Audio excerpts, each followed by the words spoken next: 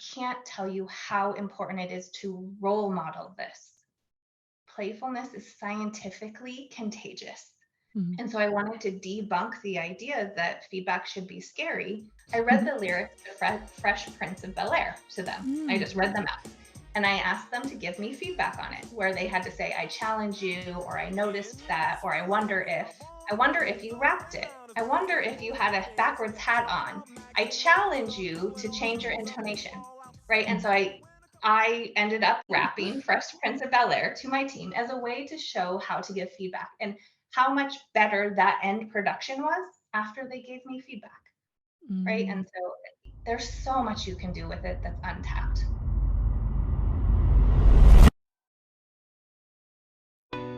Do you consider yourself a high achiever? Smart, driven, highly successful? I am so excited to have you. My name is Julia Arndt, and I'm the host of the Stress Podcast. I will help you develop your stress resilience the same way you've developed your workplace superpowers. Learn peak performance tools to thrive at work and in your personal life. Let's get started. Hi, everyone, and welcome back to the Stress Podcast. I'm your host, Julia Arndt, and I'm so excited to be here with you and to welcome just in a moment our next podcast guest to the show.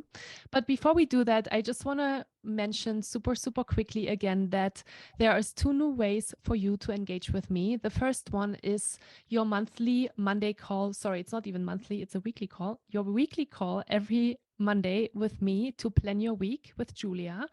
And it was really wonderful to see that some of you actually already used this opportunity today, this morning, because it's a Monday as I'm recording this podcast, and joined us for that session. So really briefly, this is your time, 30 minutes every Monday to plan your week and be more mindful of how you're spending your week and create more accountability and commitment to actually do this exercise and create a new habit.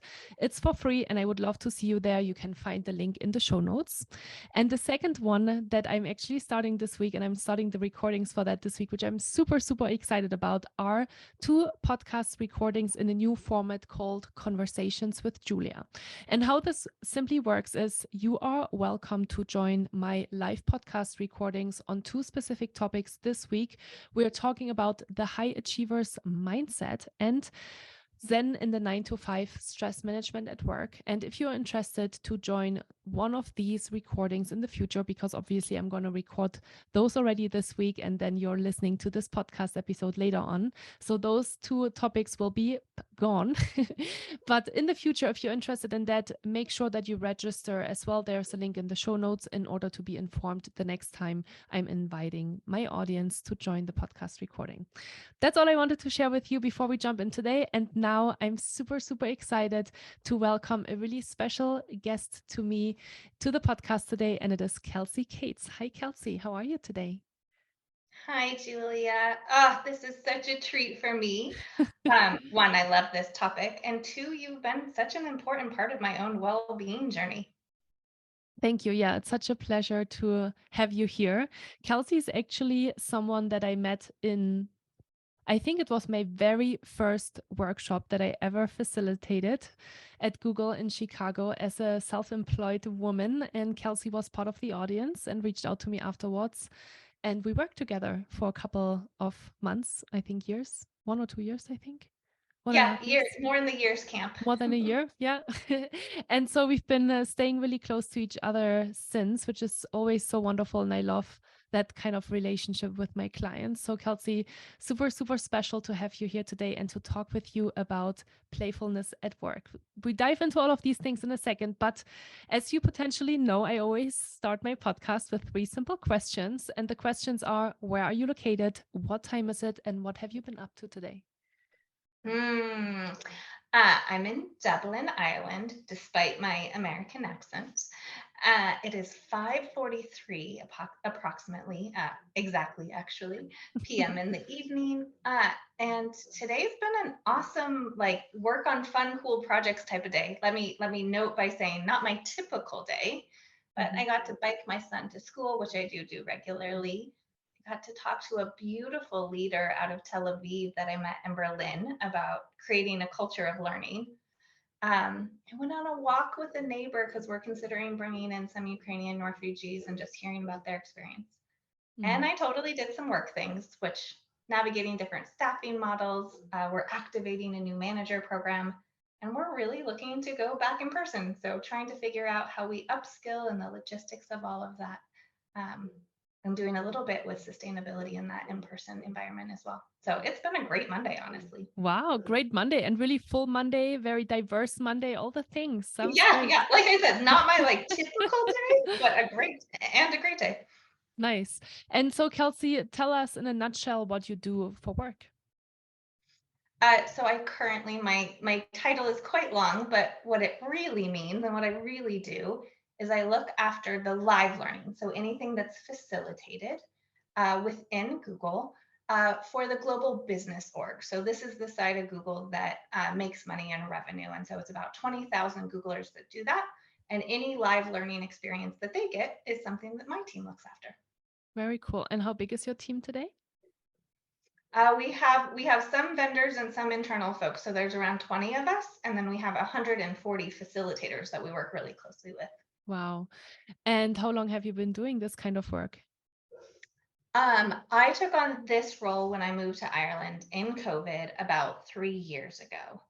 But I feel really fortunate that I was able, one of those people that was able to pivot from a marketing strategy analytics role into an L&D role within Google, and I've been in L&D, learning and development, for about 8 years now. Very cool. Well, I'm so excited to have you and so excited to chat with you about a really special topic today. And so there is an interesting myth in the workplace that you have to be serious to do serious work. Do you agree with this statement? And where do you think this belief comes from? Yeah. I mean, if I did believe in it, I should probably not be on your podcast today. So no, Right. I absolutely do not believe that you need to be serious to do serious work. When I think about where this has come from, I think a lot about like us as parents or who our parents were. And when we're told like you need to grow up, right? When you hear that, it's not you need to be grow up and be playful and channel your inner child, right? When we say you need to grow up, what we're really saying is like you need to be more responsible. You need to be more serious. You maybe need to be less fun or silly, right? And so when we hear that, and like as adults, we can confuse childlike for childish. And so what that means is we're wrongly associating playfulness as juvenile. Right? So take my 6-year-old son, for example. We see a table of donuts and he touches every single one of the donuts. Or we're getting better at this, but the other day he wanted help putting his shoes on. And I was like, oh, I think you can put your shoes on. Tantrum galore, really like big meltdown.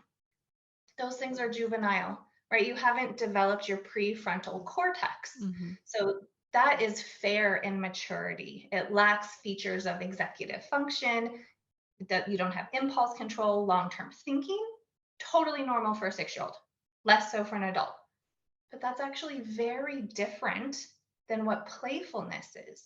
So playfulness actually shows an ability to adapt and to flex and tapping into your prefrontal cortex to navigate new situations and behave differently there. So childlike versus childish are different aspects of that, but we confuse that as adults. Mm-hmm. Yeah, totally.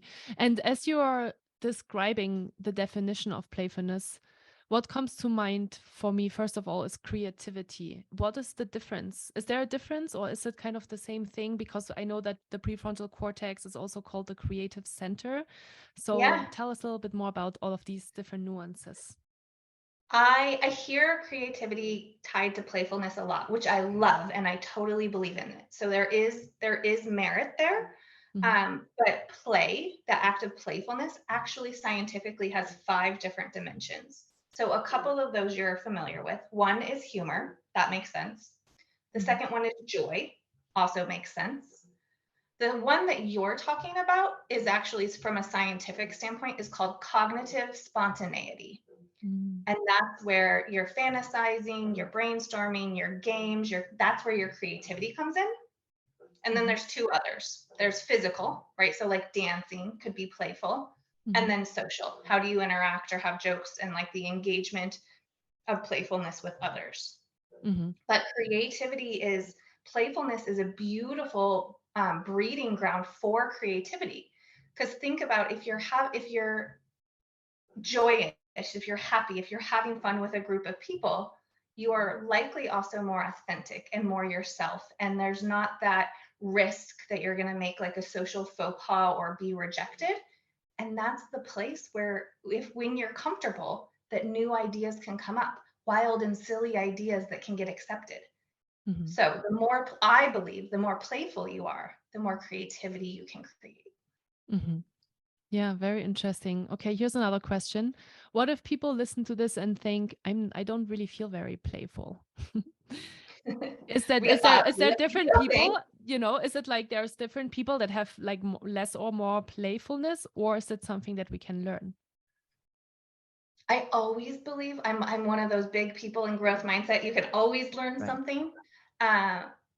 I don't know this empirically, but I think it's fair that we have a playfulness set point, just like we have a happiness set point, right? Like something that feels authentic to you. How much did your parents tell you to be serious or to grow up, right? I would say environment plays a big role. But you can absolutely tap into your own playfulness. And I think that part of it is really important. What is playful to one person, whether that's at work or at home or with your kids or your pets, can be very different to another person. And trying to understand, I just led a workshop on this, and one person was saying like, my playfulness is goofy actually, and I don't think that, like, it's silly, and I don't think that belongs at work, because someone else's playful is actually like wit and they're clever and they're smart, and so that's more work friendly. So my first thing is like, yes, I think there's play in everyone, because we were all little kids at one point, right? And actually playfulness, I say playfulness is human, but actually mammalian. So the roots of play actually go to all mammals. It's how we can deregulate systems.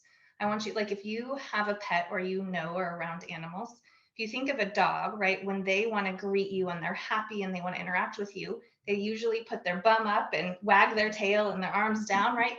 What they're telling you is like, hey, I want to play. I'm friendly. This is safe. This is comfortable environment, right? If you think of your pets or even your friend or partners when they're sick or they're unwell, they're likely not very playful. And so, yes, we all have it in us because we were all kids. It's just, how much was it suppressed? And what does it feel like naturally for you? Because that will show up differently. Yeah.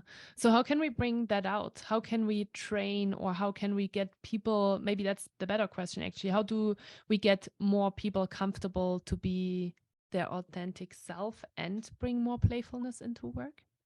Yeah. I would say if you're thinking, yes, I love this, I want more of this, but my leadership's not engaged or my management doesn't care, or culturally we don't care. One, send them this podcast. Shameful plug for Julia. Two, you can use your favorite search engine and literally look up like playfulness and productivity. Excuse me. There's several like research and scholarly articles that talk about this, and so I think just bringing some education and awareness to debunk this myth is a good starting place. To all of you that are people managers or leaders, right? Those aren't always the same thing. I can't tell you how important it is to role model this. Playfulness is scientifically contagious, right? If I'm more playful, if I'm more joyous, if I'm smiling more, I am creating that space and setting the tone in the room. So you're showing that it's welcome. It can be really scary to start this because you don't know if it will be well received. As a manager, as a leader, you have so much power to change the dynamic of the room by role modeling it. No matter who you are or what you're doing, if you're organizing meetings or you're interacting in public, you need to create space for this, right? And so if you're a meeting organizer, that's all of us, right? Where can you cut content to just be human, to be real? Something we do in my team all the time is called a purposeful primer. This is a fancy word for energizer to any of you in the corporate space listening. And it is a prompt that's connected to the content, but gets all the voices in, right? And so I could actually, we'll do this today. Mhm. Julia, I know you're a yogi, so can you, I got to the punchline of this. We're going to do a little bit of yoga moves. But first, can you tell me your favorite animal? Leopard. Ooh, leopard. I love leopards. Okay. And my favorite food these days, I really love a good sushi roll. You and I are going to do the leopard sushi yoga move. Are you down with me to do this? If Okay. you're Yes, listening right now, absolutely. this is not pre-scripted. Julie had no idea we're going to do the leopard yoga, leopard sushi yoga move. So I think sushi is round. So we're just going to put our hands out like this and we're going to round. And if I'm a leopard, then I'm similar to that dog we talked about, right? They like to pounce. So I'm going to put my hands out and my bum out a little bit and bend my knees. And then I'm going to go up again to my sushi roll, down and bum, sushi roll, right? I just did a really silly primer, but I got you moving. I got you Mhm. thinking. And say, for example, our topic was on how to be more flexible or how to experiment.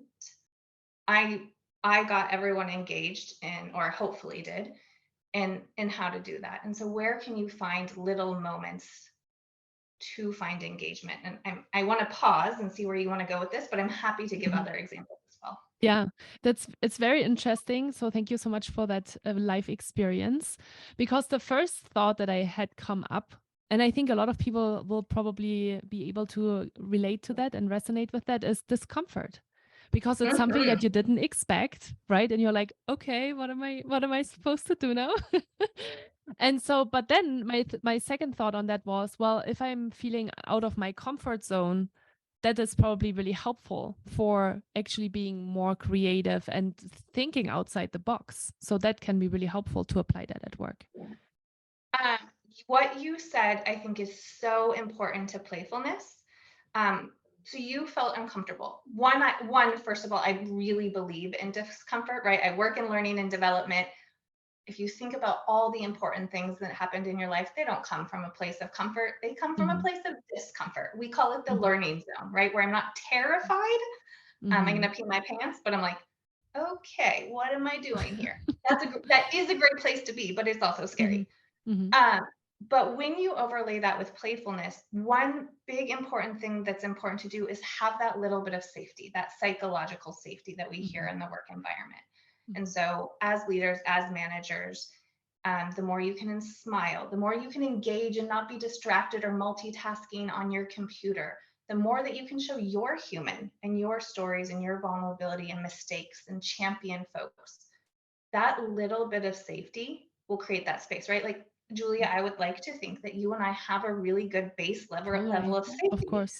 So if I'm Yeah. going to ask you to do something weird, you're like, cool, it'll be uncomfortable, but I know like there's no like social rejection or like I'm not going to Totally. screw things up for you, etc. And so you can have that. So the Hmm. more safety you have, the more you can play, the more you can take risks, the more you can experiment, the more you can do really cool things you've never thought of. Hmm. So it's super interesting. Thank you so much for sharing that with us. So can you give us other examples of how to be playful, just to get Absolutely. more people like, yeah, just thinking about what options there are? And I'm sure there are hundreds and thousands of options. Yeah, I can give you some teasers, but quite honestly, Okay. I welcome any of you who are listening to share your own in the comments and where we go with this. So if you're creating safety and you're being authentic, right? Those are the first things you want to do. The next baby step really is that body language, smiling more with your eyes and with your mouth. Something in that we talk about in neuroscience called vocal prosody. I usually don't pronounce that very well, but I did Mhm. this You did time. it. Great.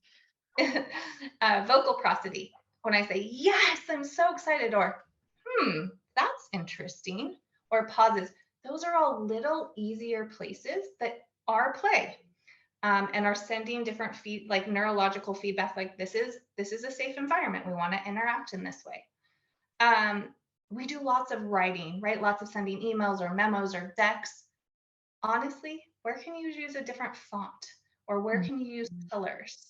I Mm-hmm. led a session yesterday and I followed up with them and we talked about the closing and I sent them a like a typical closing is like warmly yours or kindly yours. And I wrote very warmly yours. And I put in parentheses, I mean, figuratively, not literally. I live in Ireland. Of course, it's not warm, right? And it's just something that can get you to smile, right? So where can you add a salutation or a closing that's funner? Music is such a simple, beautiful way to add playfulness. If you start a if you start a meeting with some music, I promise you the tone and engagement you'll get from your meeting will be different if you don't do that. Laugh at yourself. Right. So in this session, for example, I probably said playfulness maybe 23 times. It's like I'm a little kid who thinks they're going to get a free cookie every time I say it. But yeah, where can the humor and joke be on you? And then you are signaling that this is a safe place to be vulnerable, to be imperfect. There's a lot of beauty in that. And then I told you I needed to get something for our session. Yes. If you're really daring and you're like, Kelsey, these are all blasé, we can totally go so much further. I'm so into props. Nice. And themes. So this is my flight attendant hat for those that are listening and can't see me. I have a flight attendant dance that I do. I literally have an astronaut outfit that I use for some of my training. So I'm willing to go really far out there. You might be like, okay, bring it back in. But stories, props, themes are all nice places to play. Amazing. And so I know we had this conversation kind of in our pre-chat before we recorded this podcast, but one of the things that I said to you when you told me about that idea of playfulness was when I was thinking about, okay, I get this. And the perfect examples that you just shared with us to kind of showcase more of that idea that I've had and that I shared with you the first time we talked about it, which was, what if you are in a very serious position? So I'm thinking, for example, a lawyer, right? Or a police station even, right? How do you bring in, like, is that the same thing? Can you still bring in playfulness there too? Or would you say, oh, maybe in those places you shouldn't be that playful? So I would, first of all, I would decouple like playful places and work and jobs from people. Right. And so if you're sitting there and like a lawyer or a cop isn't playful, that's likely a fallacy. Some of them, sure. And we know who they are, right? But the idea that maybe you work in the corporate environment, that a super senior person or someone who is a lawyer or legal counsel or even a judge only want to be serious, that's not true. That's not true. They need it more than any of us, right? They have everyone around them every day thinking they need to be buttoned up and serious. And that can feel so stifling to your humanity. So my invitation is to actually like second guess, is that their role or is that the space or is that them as a person? And then my second thing is read the room. So who I would send a gift to or show up in my astronaut costume is likely very different than like some smaller things you can do. So say I work with a whole bunch of lawyers and things have been pretty serious. I want to shake things up. I want to ease into the playfulness. Maybe I wear an RGB t-shirt, right? Ruth Bader Ginsburg like character shirt with a blazer and my jeans. That's a really little way to show playfulness in what I'm doing, right? Another place that's nice and like gentle to be playful, but it won't like backfire, is if you're sending a survey out. So I send things out just asking people what's their level of playfulness. And I didn't put like high to low, right? Like on my top end was like, they call me the spice. And on the bottom end was like, can I leave your session now? Right. And that's really a no regrets move that just like when you read it, people smile.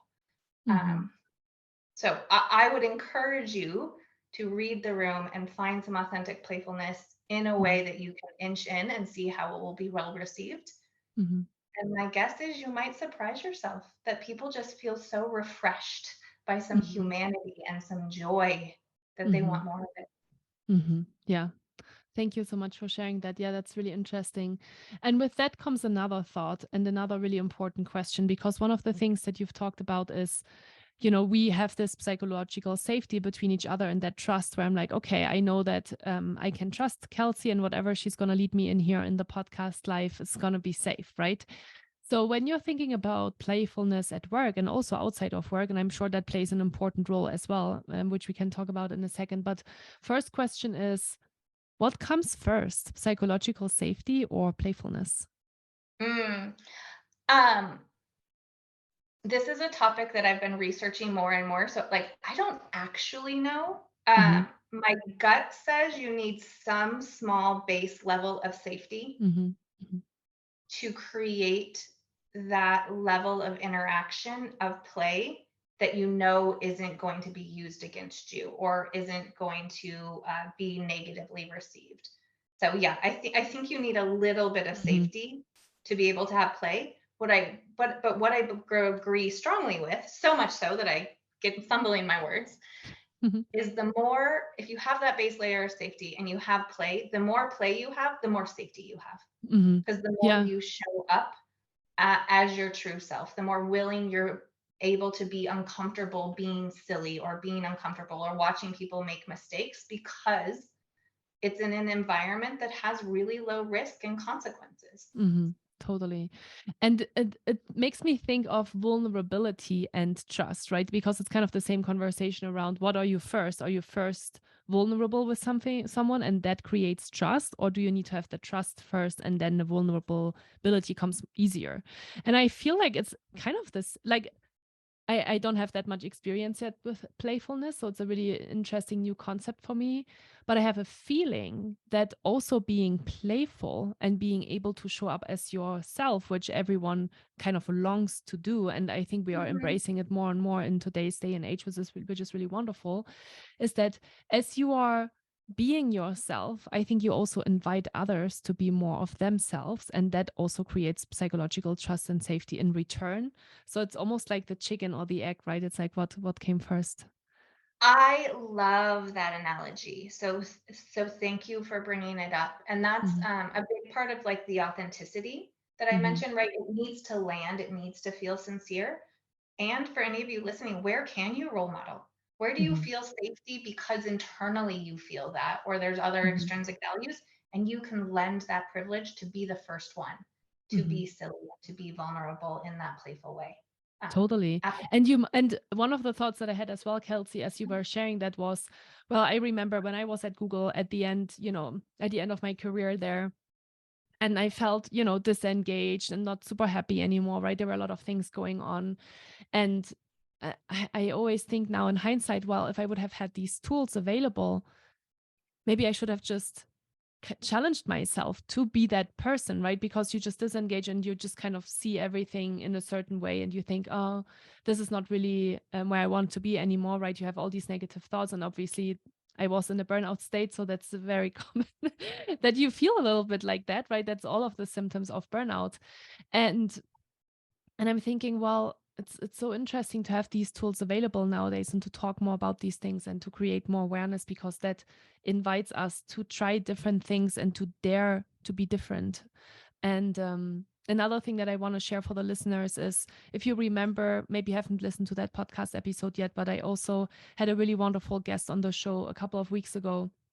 We talked about psychological trust and safety because he is the founder. Dan Radicki is his name. He's the founder of the Academy of Brain-Based Leadership. He's a really fascinating neuroscientist that I had the pleasure to learn with and get a certification in psychological trust and safety in for teams. So if you feel like you really need to build that baseline first, or that is what you need in order to build that comfort, there are ways to build trust and psychological safety on teams as well. So make sure to check out that episode. Um, So we've talked about a lot of things already. One thing that I do want to highlight again, and I feel like you touched on a few over the last couple of minutes, 30 minutes that we've been talking, but what are really the benefits of playfulness? You said Google playful, or you said, put in your favorite search engine productivity and playfulness. So I assume there is a lot of research that suggests that when we are being more our authentic selves, which that's obviously, there's a lot of research on that, on authenticity and psychological trust and safety. And I'm sure playfulness is the same thing, that your performance and productivity increases. What else Yeah. is there that?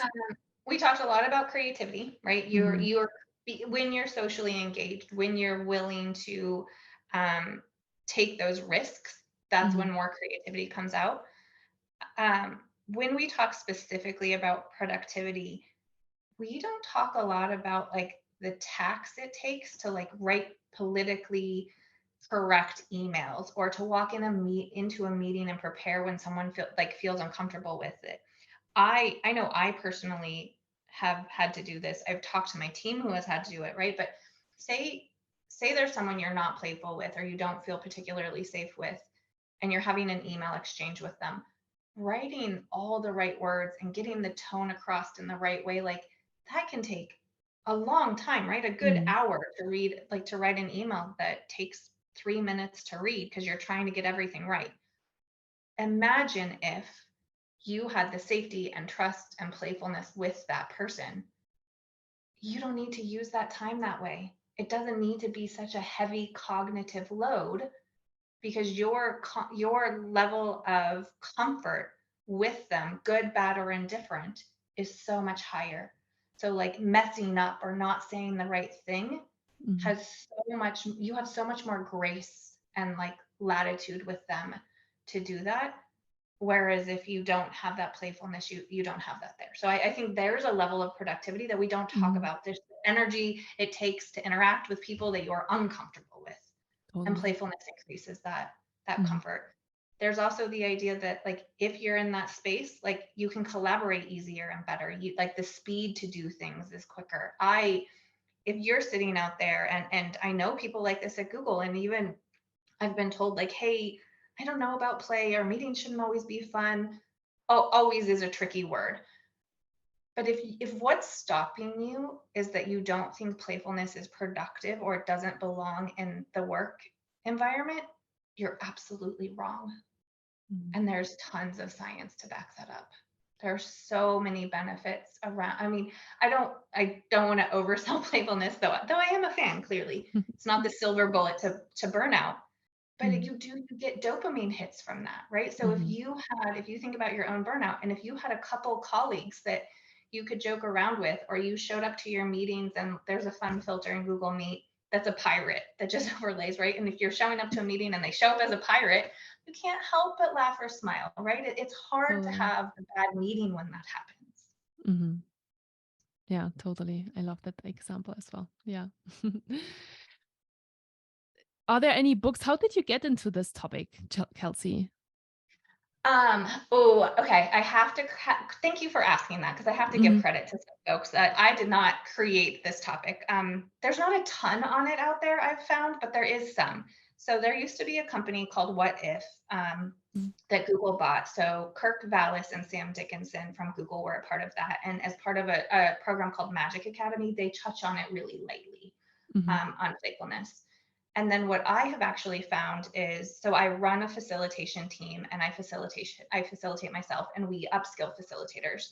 And we actually train facilitators on how to be playful because we have measurable effects in the learning and development space that says when we write playful comms, when we're more human, when we show up as vulnerable and making mistakes and create a positive, delightful learning experience, the learning, the confidence levels, the comprehension, the net promoter scores, every metric is higher.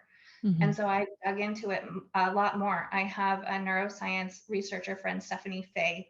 She and I've worked together. All the big sciencey things I'm talking to you about, she's key in that. But the more I learn about the neuroscience of it, and the more I see it and play with it with my team, I think it's so needed in this corporate space. I'll give you one last example. I was having, and it goes into the idea of serious versus not. I was having a pretty serious conversation with my team on feedback because I was finding that they didn't want to give it, right? It felt scary. And so I wanted to debunk the idea that feedback should be scary. And so what I did is I read the lyrics for those of you who grew up in the 90s in the US, or perhaps hopefully globally. I read the lyrics to Fresh Prince of Bel-Air to them. I just read them out. And I asked them to give me feedback on it, where they had to say, I challenge you, or I noticed that, or I wonder if, you wrapped it. I wonder if you had a backwards hat on. I challenge you to change your intonation, right? And so I ended up, and I can send this video. I think I'm not going to regret this, of me rapping Fresh Prince of Bel-Air to my team as a way to show how to give feedback and how much better that end production was after they gave me feedback, right? And so there's so much you can do with it that's untapped. I love that so much. Such a cool way to showcase how powerful feedback can be as well, right? Very Mm-hmm. cool. Thank you so much for sharing that. Yeah, that would be, I'd love to see it. I will definitely share it with you. We'll see if we share it wider. Exactly. Right. Exactly. Cool. Is there a book that you would recommend that changed your life or that really inspired you over the last few years? Um, I'm thinking of an author right now. I think naturally in his demeanor, he's playful, but it's not a book on playfulness, is Dan Ariely. Mm-hmm. I'm not a fangirl, but he was just in Ireland, which is like not a thing. So I have my picture with him and everything. Nice. He has a few books, but one of them is called Predictably Irrational. And Mm, I like it. And I think it speaks a little bit to this topic because it's about behavioral economics. And so we can think or want a whole bunch of things, but the way humans actually behave is not at all rational, right? And how can we get on mhm. board with just thinking differently about humans, how humans behave, whether at work or at home? So predictably irrational. Nice. Cool. I've heard about that book before. I haven't read it yet. I'll put it on the list of things to read, which is very long at this point. You and me both, Um, lady. I love it and it's long. I know. I love it and it's long. And there's just limited time in the day to read a book as well. How can people follow your journey or reach out to you if they're curious to learn more about this? Thank you for asking. I am starting to post about it and do more, like I'm doing some speaking about it more publicly outside of Google. So that's best probably on LinkedIn. Mhm. I also have a whopping like 30 followers on Instagram at Nice. Kelsey Kates, where you'll see there, and I would love your feedback, where I'm trying to be playful and authentic because I'm not natural to the social media promotion. But I do talk about playfulness there, as well as some of the other work I do in the learning and development space. Okay, great. Awesome. Yeah, I'll make sure to plug those in the show notes as well so people can check it out and you'll get a few more followers on your Instagram account to encourage you to keep doing. And if you've been listening to this podcast now and you find this concept and idea really powerful and really, yeah, you're just really curious about it and maybe bringing it to your team, make sure that you share this podcast episode with someone that you feel like could really benefit from the information that we shared today, or that you can bring on board with you on that journey of bringing more playfulness to your work as well. And we are both really grateful for that you're doing that. So thank you so much in advance. And yeah, with that said, Kelsey, I'm so excited that we got the chance to chat with each other today and bring this out into the world. So thank you so much for your time, for your energy, and for sharing a new idea with us that I think will be really important and powerful in the workplace in the future. I so appreciate you making the time and space and doing a little bit of sushi leopard yoga with me. Thank you so much for that. Yes, I'll talk to you soon, Kelsey. And thank you so much, everyone, for listening.